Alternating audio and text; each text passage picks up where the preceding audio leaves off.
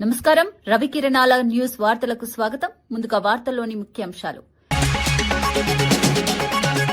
గత పాలనలో ప్రజాస్వామ్య విలువలు దెబ్బతిన్నాయన్న కవిత. సోషల్ మీడియా విమర్శలపై అరెస్టుల ఆరోపణ. అహంకారంతో అధికారానికి దూరమయ్యారన్న వ్యాఖ్య. విమర్శలను స్వీకరించే సంస్కృతి అవసరమన్న సూచన. లడ్డూ వివాదంలో మాటల్లో జాగ్రత్త అవసరమన్న నారాయణ.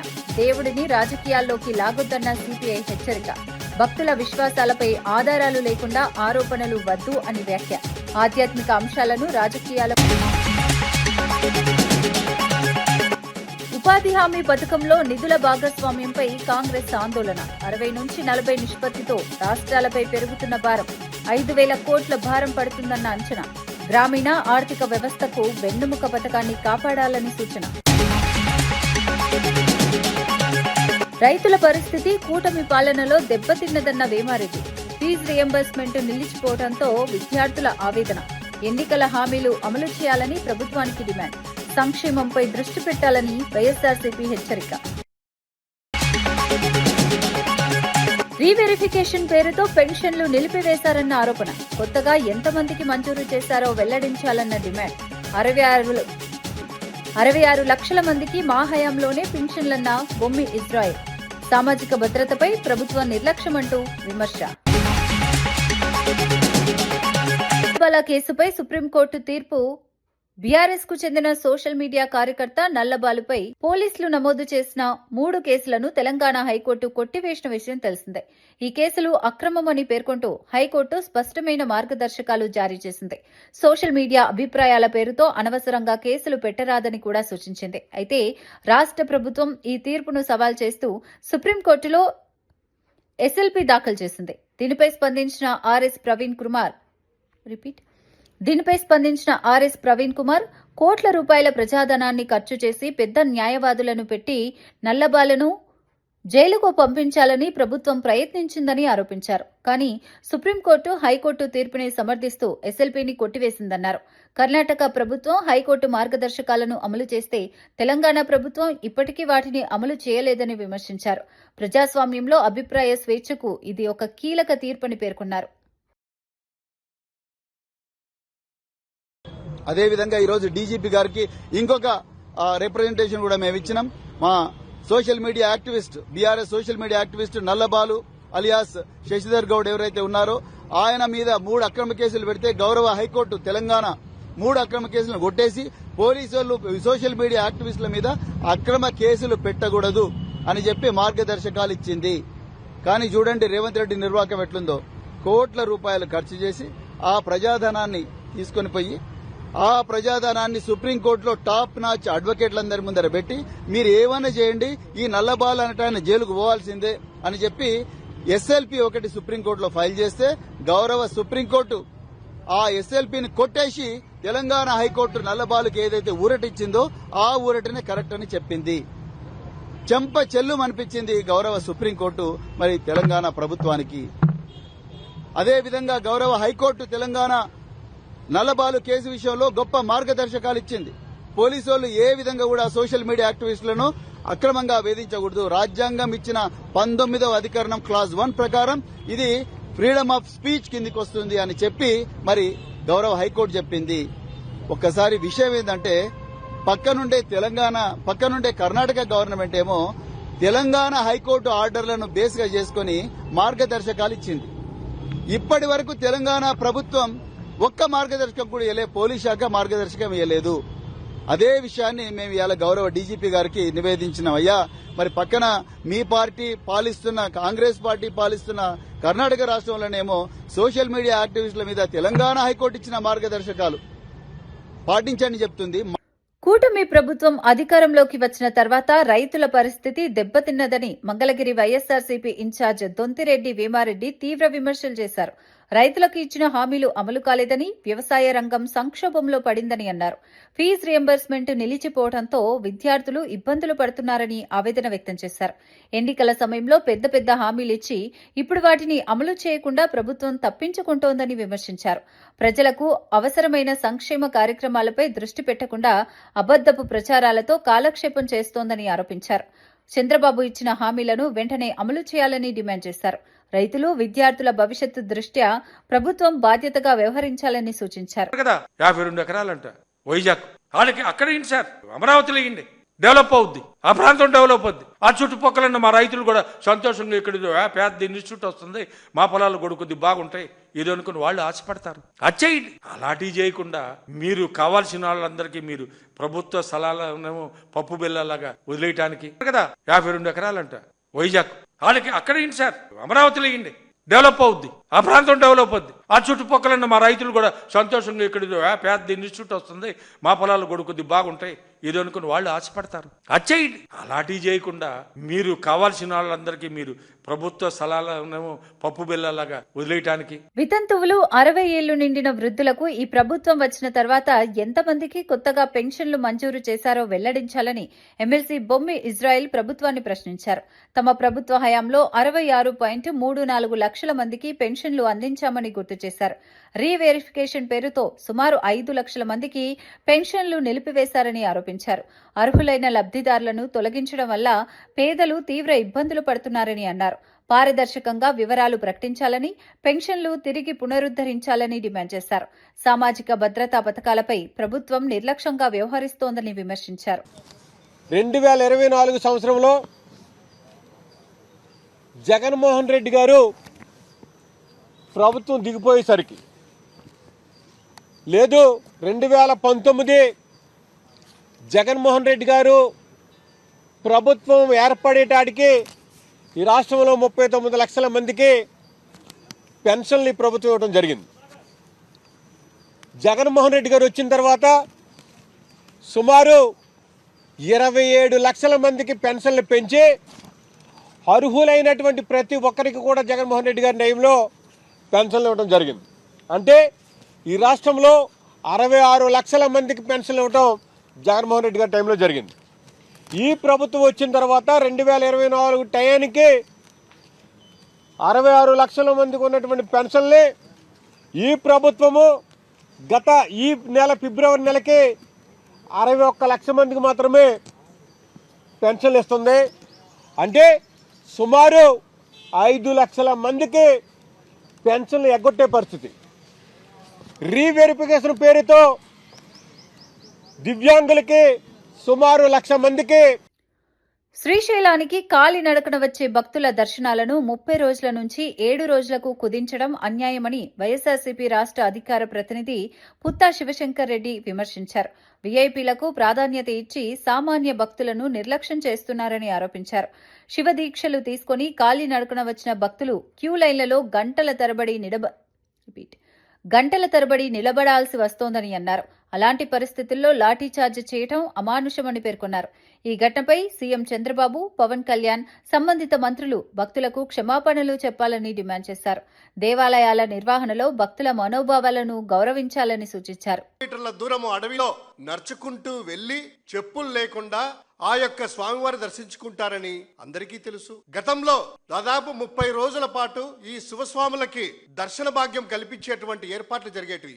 ఈ సంవత్సరము ఆ 30 రోజులని కాస్త 7 రోజులకి కుదించి, ఆ 7 రోజులకు కుదించినప్పుడు మనకందరికీ తెలుసు, సామాన్యమైనటువంటి భక్తుడికి, ఇల్లిటరేట్ కూడా తెలుసు ఏంటంటే 30 రోజులు వచ్చే వాళ్ళు 7 రోజులకే కుదిస్తే ఆ యొక్క కూడలంతా కూడా 7 రోజులకే వస్తారు కదా అనేటువంటిది. ఆ జనాలంతా కూడా 7 రోజులు వస్తారని తెలుసు.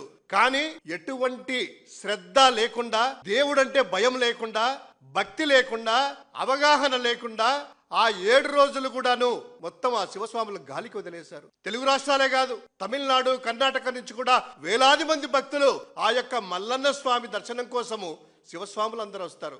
ఈ సంవత్సరం వచ్చినటువంటి వాళ్ళలో మీరు మీ వాళ్ళ కోసమై, విఐపి దర్శనాల కోసమై హాల్ట్ చేసి వీళ్ళందరినీ కూడాను క్యూలైన్లో బంధించి, కనీసం కింద శివస్వాములు చెప్పులు కూడా వేసుకోరు కదా ఏ భక్తులు కూడా, అక్కడికి కింద మ్యాట్లు కూడా లేకుండా మల్ల ఎండబెడతా ఉంటే, కింద కాళ్ళు కాలుతా ఉంటే, అక్కడ ఓం నమ శివాయ అని ఆ యొక్క జ్యోతిర్లింగం అంతా శైవక్షేత్రం ఓం నమ శివాయ అనేటువంటి నామకరణముతో విరజిల్లుతా ఉంటది. కానీ వీళ్ళు చేసిన పనికి, అయ్యా మమ్మల్ని కాపాడండి, మమ్మల్ని రక్షించండి, కనీసం మాకు మంచినీళ్ళు ఇవ్వండి, మా కాళ్ళు కాలుతున్నాయి, మాకు ఆ శివయ్య దర్శనం కల్పించండి అని ఆహాకారాలు, గింకారాలు, పాపం ఆ భక్తుల యొక్క ఆ వీడియోలు చూసుకుంటే తెలుస్తుంది. అంతేనా? ఇటువంటి సందర్భంలో కనీసం మానవత్వం ఉన్నోడు కానీ, హిందూ ధర్మం అంటే భయం ఉన్నోడు కానీ, దేవుడు అంటే భక్తి ఉన్నోడు కానీ చేసేటువంటి చర్యలు ఏంటయ్యా అంటే కనీసం వారికి మంచినీళ్ళు ఏర్పాటు చేయడమా యుద్ధ ప్రాతిపదికన. వైసీపీ అధినేత జగన్ అసెంబ్లీలో ప్రతిపక్ష హోదా అంశంపై గలమెత్తి సభలో ఉద్రిక్తత సృష్టించారని జనసేన ఎమ్మెల్యేలు లోకం నాగమాధవి, సుందరపు విజయ్ కుమార్ ఆరోపించారు. ప్రజా సమస్యలపై చర్చించడానికి కాకుండా కేవలం హోదా కోసం వచ్చి సభను అడ్డుకున్నారని విమర్శించారు. ప్రతిపక్ష హోదా ప్రజల సేవ కోసం వినియోగించాలే తప్ప వ్యక్తిగత రాజకీయ ప్రయోజనాల కోసం కాదని వ్యాఖ్యానించారు. సభ సజావుగా సాగకుండా అవరోధాలు సృష్టించడం ప్రజాస్వామ్యానికి మంచిది కాదని పేర్కొన్నారు. రాష్ట్ర అభివృద్ధి సంక్షేమ అంశాలపై చర్చించాల్సిన సమయంలో రాజకీయ వాగ్వాదాలు సృష్టించడం సరికాదని అన్నారు. అసెంబ్లీ ప్రజల వేదిక అని అక్కడ గౌరవప్రదంగా వ్యవహరించాల్సిన బాధ్యత ప్రతి సభ్యుడిపై ఉందని స్పష్టం చేశారు. ఆయన చూపించిన తీరు నిన్నను చాలా బాధగా అనిపించింది. మీరు ఒక పార్టీ పెట్టుకున్నారు కాబట్టి ఆ పార్టీ నుంచి మీరు స్పాన్సర్ చేసి మీ గుర్తు మీద మీ పార్టీ గుర్తు మీద గెలిచారు కాబట్టి ఆ ఉన్న 10 మంది పరిస్థితి ఎలా ఉంది? వాళ్ళు కూడా రాకూడదంట, ఈయన రారంట, వాళ్ళు రాకూడదంట. మరి రాలేనప్పుడు ఎమ్మెల్సీలు ఎందుకు వాళ్ళని పంపించారు? అది ఏంటి అసలు మీ స్ట్రాటజీ నాకు అర్థం కావట్లా. మీ ఒక్కరు మాత్రం రాలేదని ఉన్నవాళ్ళు రాకూడదు, మరి ఆ పరిస్థితి ఏంటి? అలా ఎలా మీరు వాళ్ళ హక్కుల్ని కాపాస్తారు? ఒక పక్క చూస్తుంటే అబద్ధాలు, లోపల ఒకటి బయట ఒకటి. మీరు శాసనసభకి ఒక సభ్యుడిగా ఉన్నప్పుడు మీరు అలా పిలిపించుకుంటున్నప్పుడు మీరు వచ్చేటప్పుడు మీరు పూర్తిగా శాసనసభకి రాకపోతే సభ్యుడు అనే మాట ఎందుకు అనాలా మిమ్మల్ని? తిరుమల లడ్డూ నెయ్యి వివాదంపై రాజకీయ నేతలు మాటల్లో జాగ్రత్తగా ఉండాలని సిపిఐ నేత నారాయణ సూచించారు. రాజకీయ విభేదాలు సహజమే అయినా దేవుడిని రాజకీయాల్లోకి లాగడం సరికాదన్నారు. కోట్లాది భక్తుల విశ్వాసాలకు సంబంధించిన అంశమైనందున వ్యాఖ్యలు చేసే ముందు బాధ్యతగా ఆలోచించాలని కోరారు. దేవాలయ ప్రతిష్ట దెబ్బతింటే సమాజంపై ప్రభావం ఉంటుందని హెచ్చరించారు. ఆధారాలు లేకుండా ఆరోపణలు చేయటం వల్ల భక్తుల్లో అయోమయం పెరుగుతుందని అన్నారు. తిరుమల వంటి పవిత్ర క్షేత్రంపై వివాదాలు సృష్టించడం కంటే నిజానిజాలు వెలుగులోకి రావడం ముఖ్యమని పేర్కొన్నారు. రాజకీయ ప్రయోజనాల కోసం ఆధ్యాత్మిక అంశాలను వాడుకోవటం మంచిది కాదని, ప్రజల మనోభావాలను గౌరవించాలని సూచించారు. కోట్లాది మంది డివోటీస్ భక్తులు, నేను మన తెలంగాణకు వచ్చి చెప్తున్నాను, కోట్లాది భక్తులు హత్య అయిపోతున్నారు, బాధపడిపోతున్నారు. గడ్డలో ఏం జరిగిందో ఏంటో వాళ్ళకి తెలియదు. కానీ కోట్లాది మంది భక్తుల్ని మనోవేదన గురి చేసే పద్ధతుల్లో అధికార పార్టీ కానీ ప్రతిపక్ష పార్టీ కానీ మాట్లాడబాకండి దయచేసి. సుప్రీంకోర్టు ఇన్వాల్వ్ అయింది, సీట్ ఎంతో జరిగింది. ఆయన పార్టీ ఈవోని ఎస్కేప్ అయ్యేందుకు ప్రయత్నిస్తారు, చేయకూడదు, ఆయన ఉండాల్సిందే. అంతవరకు యాక్షన్ తీసుకొని ఈ రాజకీయ నాయకులు మాట్లాడబాకండి. మీ పొలిటికల్ ఫైట్ చేసుకోండి అధికార పార్టీ ప్రతిపక్ష పార్టీలు, కానీ దేవుని అడ్డం పెట్టుకోమని చేయబాకండి. దయచేసి స్టాప్ చేయండి ఆ డిస్కషన్. మిగతా మీ పార్టీ మీరు కొట్లాడుకోండి, నాకు అభ్యంతరం. కుస్తీ పట్టుకోండి, కొట్లాడుకోండి, ఒకటి నరుక్కోండి, నాకు అభ్యంతరం. బట్ దేవుణ్ణి అడ్డం పెట్టుకొని చేయబాకండి. మహాత్మా గాంధీ జాతీయ గ్రామీణ ఉపాధి హామీ పథకంలో నిధుల భాగస్వామ్యంపై కాంగ్రెస్ తీవ్ర ఆందోళన వ్యక్తం చేసింది. కొత్త చట్టం ప్రకారం కూలీ వేతనాల్లో కేంద్రం 60% మాత్రమే ఇవ్వగా మిగతా 40% రాష్ట్రాలు భరించాలని నిర్ణయించడంపై అభ్యంతరం వ్యక్తమైంది. దీనివల్ల రాష్ట్రాలపై ఆర్థిక భారం పెరిగి పథకం బలహీనపడే ప్రమాదముందని పేర్కొన్నారు. ఆంధ్రప్రదేశ్పై సుమారు 5,000 కోట్ల భారం పడుతుందని అంచనా వేశారు. వేతనాలు సకాలంలో చెల్లించకపోతే కార్మికులు ఇబ్బందులు పడతారని, వలసలు పెరిగే అవకాశం ఉందని హెచ్చరించారు. ఉపాధి హామీ పథకం గ్రామీణ ఆర్థిక వ్యవస్థకు వెన్నెముక అని, దాన్ని నిర్వీర్యం చేయకుండా కాపాడాలని డిమాండ్ చేశారు. కాంగ్రెస్ చేపట్టిన పరిరక్షణ యాత్రకు ప్రజలు మద్దతివ్వాలని పిలుపునిచ్చారు. గ్రామీణ ఉపాధి హామీ పథకాన్ని తొలగించేసి ఒక కొత్త చట్టం తెస్తారట, దానికి విబి గ్రామ్ అని పేరు పెడతారట. ఈ కొత్త పథకం ఇంకొక 6 నెలల్లో అమలవుతుందట. దీని విధి విధానాలు ఎలా ఉంటాయంటే, ఎట్లయితే ఉపాధి హామీ పథకంలో మన గ్రామాలు నిర్ణయించేయి ఏ పని చేసుకోవాలి అని గ్రామ సభలు పెట్టేవాళ్ళు. గ్రామ సభలో మా ఊరికి రోడ్డు కావాలా, బావి కావాలా, లేక చేనులో గట్లు కావాలా, లేక పూడికలు తీయాలా అని ఆ గ్రామ సభలో ఉపాధి హామీ పనికి ఏమి చేయాలి అని నిర్ణయించేవాళ్ళు. కానీ ఇప్పుడు బీజేపీ తెస్తున్న ఈ కొత్త చట్టంలో గ్రామ సభల జోక్యమే ఉండదు. అసలు గ్రామ సభలు నిర్ణయించవు ఏ పని చేయాలి. అసలు గ్రామంలో ఏ పనులు ఇక నిర్ణయించరు. పక్కన ఎక్కడో ఒక ప్రాజెక్ట్ జరిగితే అక్కడ ఒక కాంట్రాక్టర్ కింద పని చేసేదానికి ఉపాధి హామీని కూడా అటాచ్ చేస్తారు. అంటే ఒక రోడ్డు పనో లేక ఒక ప్రాజెక్ట్ పనో జరిగితే వీళ్ళందరూ వెళ్లి అక్కడ పని చేయాలన్నమాట. అంటే ఆఖరికి ఇది ఎలా తయారవుతుందంటే గ్రామాలకు పనికొచ్చే ఉపాధి హామీ పనిగా కాకుండా ఆ కాంట్రాక్టర్ కు లేబర్ సప్లై చేయడానికి మాత్రమే ఈ ఉపాధి హామీ గ్రామాలు పనికొస్తాయి. ఇంత ఘోరంగా, ఇంత అన్యాయంగా, ఇంత దుర్మార్గంగా మహాత్మా గాంధీ పేరు పెట్టుకున్న ఉపాధి హామీ పథకాన్ని కూనీ చేయాలని చూస్తుంది బీజేపీ పార్టీ. అంతేకాదు ఇప్పుడు ఏకంగా ఇప్పటి వరకు అయితే పూర్తి నిధులు మొత్తము కేంద్ర ప్రభుత్వమే ఇచ్చేది. కానీ ఇప్పుడు ఏకంగా 60% మాత్రమే ఇస్తారట, 40% ఏకంగా ఎగ్గొట్టేస్తారట. రాష్ట్ర ప్రభుత్వాలే పెట్టుకోవాలట. మన రాష్ట్ర ప్రభుత్వం అన్ని డబ్బులు పెట్టుకునే పరిస్థితిలో ఉందని మీరు అనుకుంటున్నారా? జగన్మోహన్ రెడ్డి గారు 5 సంవత్సరాలు ముఖ్యమంత్రిగా ఉన్నారు. తర్వాత చంద్రబాబు గారు ఇప్పుడు ముఖ్యమంత్రిగా ఉన్నారు. అంతకు ముందు మళ్ళీ చంద్రబాబు గారు ముఖ్యమంత్రిగా ఉన్నారు. ఇప్పటికే మన రాష్ట్రంలో 14 లక్షల బీఆర్ఎస్ ఎమ్మెల్సీ కల్వకుంట్ల కవిత సంచలన వ్యాఖ్యలు చేశారు. గత బీఆర్ఎస్ పాలనలో ప్రజాస్వామ్య విలువలు దెబ్బతిన్నాయని ఆమె విమర్శించారు. సోషల్ మీడియాలో చిన్న వ్యాఖ్య చేసిన వారిని కూడా పోలీసులతో అరెస్టు చేయించేవారని ఆరోపించారు. అహంకారం పెరిగి ప్రజల స్వరాన్ని అణిచివేసే విధంగా వ్యవహరించడంతోనే బీఆర్ఎస్ అధికారానికి దూరమైందని పేర్కొన్నారు. ప్రజాస్వామ్యంలో విమర్శలను స్వీకరించే సంస్కృతి అవసరమని, అభిప్రాయ భేదాలను అణిచివేయడం సరికాదని సూచించారు.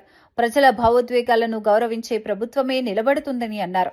సోషల్ మీడియా యుగంలో ప్రజల స్వరాన్ని అణిచివేయడం సాధ్యం కాదని, ప్రజలు అన్ని విషయాలను గమనిస్తున్నారని తెలిపారు. భవిష్యత్తులో ప్రజాస్వామ్య పరిరక్షణ కోసం బలమైన వ్యవస్థ అవసరమని ఆమె అభిప్రాయపడ్డారు. ఇచ్చిన తెల్లారేమైంది, అన్ని పార్టీలు ఇళ్ళకే విలీనమైంది. నువ్వు ఎవరిని కోటేసినా ఇళ్ళకే వస్తారనేటటువంటి పరిస్థితి వచ్చింది. అన్నిటికన్నా ఎక్కువ ప్రజాస్వామ్య విలువలు అనేటటువంటి కాలరాయబడ్డాయి. ధర్నా చౌక్ ఎత్తేసిండ్రు. అసహనం ఎక్కువైపోయింది. ఎవరన్నా ఫేస్బుక్లో ఒక చిన్న కమెంట్ పెడితే ఎత్తుకొచ్చి పోరగాళ్ళని అరెస్ట్ చేసి కొట్టుడు పెట్టిరు. ఎవరన్నా యూట్యూబ్లో ఒక చిన్న మాట మాట్లాడితే ఎత్తుకొచ్చి పోరగాళ్ళని అరెస్ట్ చేసి పెట్టిండు. అది నచ్చలేదు తెలంగాణ ప్రజలకు. అందుకే అధికారానికి దూరమైన అహంకారం అనేటటువంటిది, ఆ యొక్క సహనశీలత లేకపోవడం అనేటటువంటిది కరెక్ట్ కాదు. హైదరాబాద్ మాదాపూర్ పరిధిలోని కానామెట్ సర్వే నెంబర్ 55లో హైడ్రా చేపట్టిన కూల్చివేతలతో ఉద్రిక్తత నెలకొంది. అర్ధనారీశ్వర ఆలయం సమీపంలోని అక్రమ దుకాణాలను అధికారులు తొలగించగా ముందస్తు నోటీసులు ఇవ్వలేదని స్థానికులు, పూజారులు అభ్యంతరం వ్యక్తం చేశారు. అకస్మాత్తుగా కూల్చివేతలకు దిగడాన్ని వ్యతిరేకిస్తూ రోడ్డుపై నిరసన చేపట్టారు. పరిస్థితి ఉద్రిక్తంగా మారడంతో భారీగా పోలీసులు మోహరించారు. అధికారులు మాత్రం చట్టబద్దమైన ప్రక్రియలో భాగంగానే చర్యలు తీసుకున్నామని స్పష్టం చేశారు. స్థానికులు తమ జీవనాధారాలను కోల్పోతున్నామని ఆవేదన వ్యక్తం చేశారు. ఉద్రిక్తతను అదుపులోకి తీసుకురావడానికి అధికారులు, పోలీసులు చర్చలు జరిపారు. ప్రస్తుతం పరిస్థితి అదుపులో ఉన్నప్పటికీ ఉద్రిక్త వాతావరణం కొనసాగుతోంది.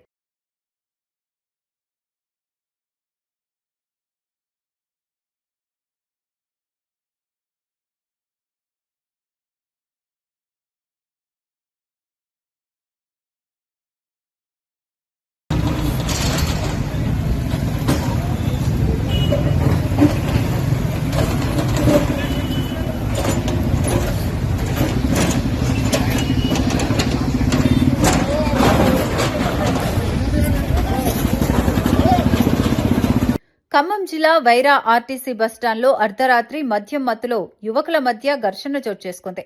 బస్టాండ్ పక్కన ఉన్న కూల్ డ్రింక్ షాపు వద్ద 2 వర్గాల యువకులు పరస్పరం దాడులకు దిగారు.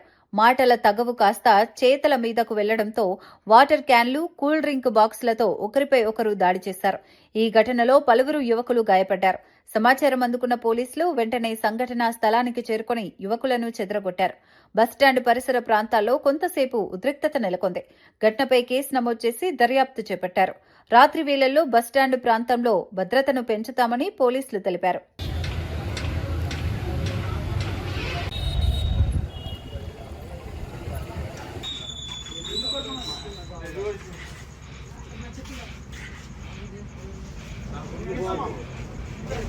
కడప నగర మేయర్ పాక సురేష్ కుమార్ సర్వసభ్య సమావేశంపై వివరణ ఇచ్చారు.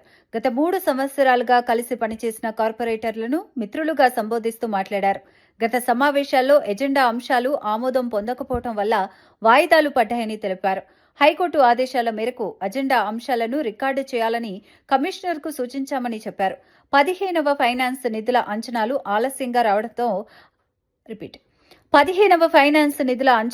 ఆలస్యంగా రావడంతో అజెండా సిద్ధం చేయడంలో జాప్యం జరిగిందని వివరించారు. ఫిబ్రవరి 10న సమావేశం నిర్వహించేందుకు అజెండాలు సభ్యులకు పంపించామని తెలిపారు. సర్వసభ్య సమావేశం జరపాలన్న ఉద్దేశంతోనే చర్యలు తీసుకుంటున్నామని స్పష్టం చేశారు. దానికి కొద్దిగా టైం తీసుకోవడం జరిగింది.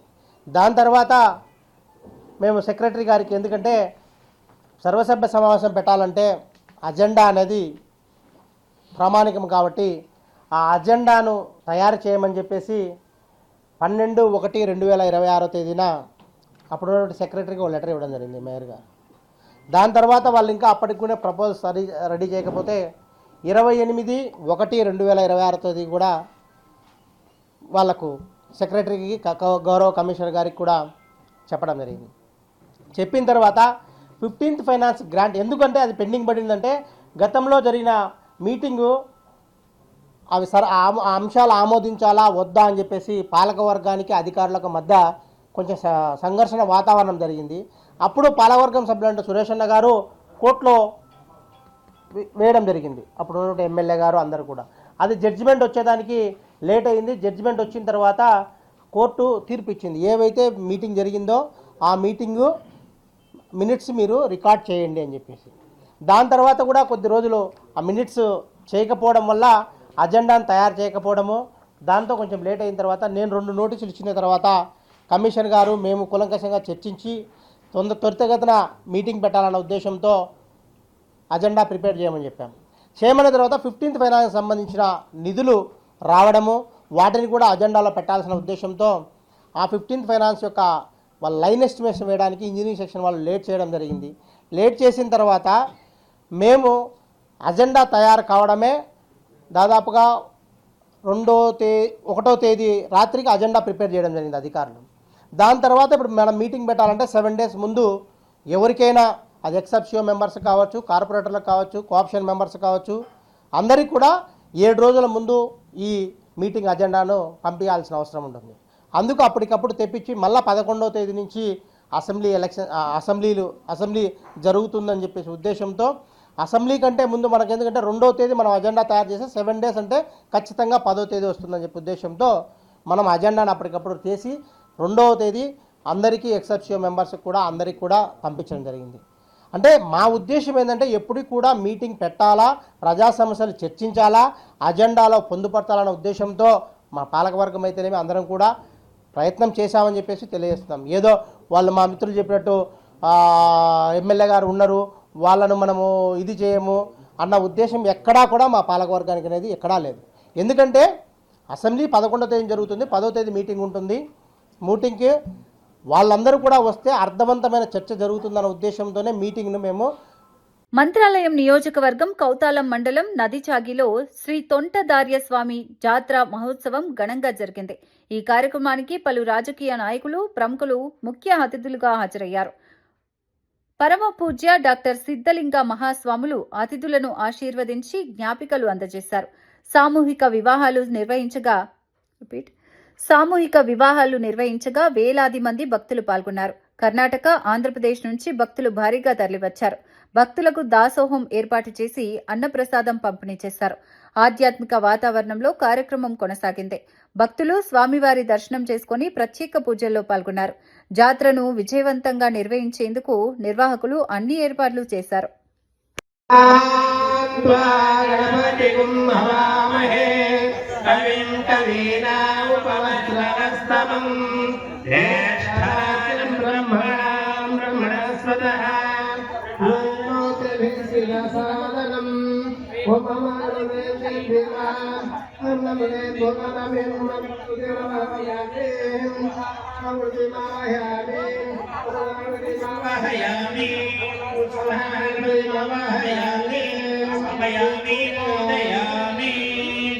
గణపతయే నమః. ఆపోతిస్తామేవ దేవస్థాన